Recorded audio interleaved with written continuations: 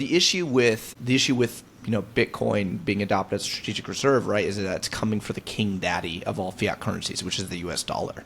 The dollar is the global reserve currency. It's loaned, in 170 out of 180 or so nations, and it's used for cross-border payments globally. And, if we're talking about 62% of global forex reserves denominated in dollars, 53% of all transactions, 83% of all cross-border transactions, something like 80 to 90% of all banks globally have access to the U.S. SWIFT system. So this is like the king daddy. It's like the underpinning of the entire global financial system. You could kind of think of the fiat system as the dollar and then derivatives of the dollar, which are all developed economy currencies, and then below that, all emerging market currencies. And so, the Fed, this is, on the back of Brent Johnson's milkshake theory, which is a really good, he's a really good macro pundit and commentator, which is that the Fed essentially controls the price of money globally, not because all currencies have to use the US dollar to transact trade. And so when the Fed changes interest rates, or when the Fed moves,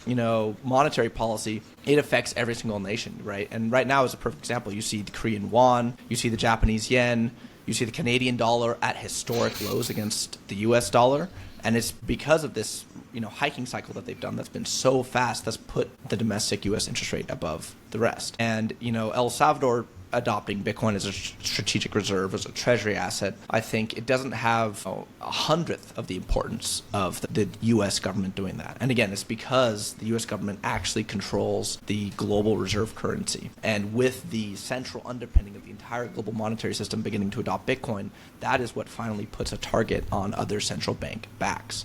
Bitcoin, I think it's going to follow the same, it's a new money, so it's going to be difficult. It's very difficult to map out exactly how this plays out, but I agree with the thesis that, it goes through the 3 stages of money. It goes through store of value, then medium of exchange, and then unit of account. And we're still in the store of value stage. Right, we're still convincing people, hey, this is a superior capital preservation mechanism. It's going to be much more difficult to convince people to actually adopt it as a medium of exchange and a unit of account until the fiat system begins to truly enter its terminal stages, which again, I believe it's coming in the next 10 to 15 years. But as if the U.S. government can do this, I think that this really sends a signal out to other central banks, because no longer do they need to hold U.S. treasuries, they can just hold Bitcoin. And as the U.S. acquires more Bitcoin, their values will increase. And as other nation states join in, it's almost like a game theory mechanism where everyone starts to rush, right? Every single, if you're Singapore, if you're Australia, if you're Norway, you're just like, wait. The global reserve currency, which is the global empire,